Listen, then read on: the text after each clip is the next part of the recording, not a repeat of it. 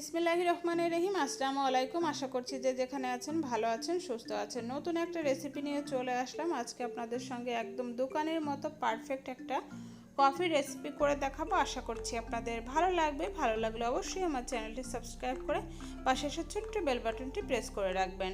রেসিপিটা তৈরি করার জন্য প্রথমে আমি এখানে একটা বোল নিয়েছি, তাতে নিয়ে নিলাম 1/4 কাপ পরিমাণে কফি। তারপর এখানে আমি দিয়ে দিলাম 1/4 কাপ পরিমাণে চিনি।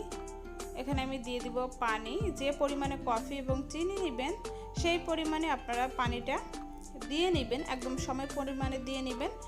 তারপর আমি এখানে একটা ইলেকট্রিক বিটার দিয়ে এটাকে বিট করে নিচ্ছি।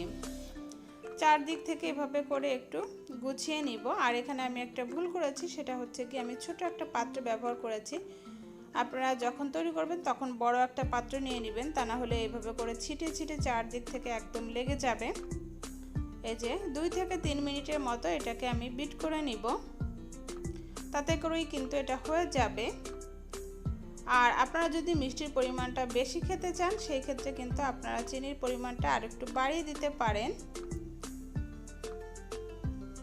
এই যে দেখুন, এটা কিন্তু একদম রেডি হয়ে গিয়েছে, একদম পারফেক্টভাবে হয়ে গিয়েছে। দেখে নিশ্চয়ই বুঝতে পারছেন একদম পারফেক্ট হয়েছে। এখন এটাকে আমি একটা বক্সে ভরে রেখে দিব। এভাবে করে আপনারা তৈরি করে তারপরে কোনো একটা এয়ারটাইট বক্সে ভরে 1 সপ্তাহের মতো সংরক্ষণ করে খেতে পারবেন। এখান থেকে আমি আপনাদেরকে 1 কাপ কফি তৈরি করে দেখাচ্ছি।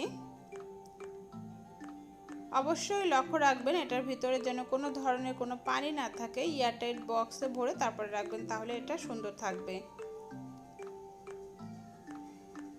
এই যে এখন এখানে আমি দিয়ে দিব গরম দুধ।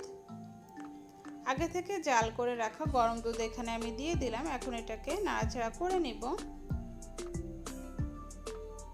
এই যে দেখুন, একদম পারফেক্টভাবে আমাদের কফিটা রেডি হয়ে গিয়েছে। খুব ভালোভাবে আমি একটু মিশিয়ে নিচ্ছি। আমি এখানে একটু বেশি পরিমাণে ফোমিটা দিয়ে দিয়েছি কফির। এই যে এভাবে খেতে ভালো লাগে। তো রেসিপি ভালো লেগে থাকলে অবশ্যই একটা লাইক দিয়ে উৎসাহিত করবেন। আজকের মতো এ পর্যন্ত। আল্লাহ হাফেজ।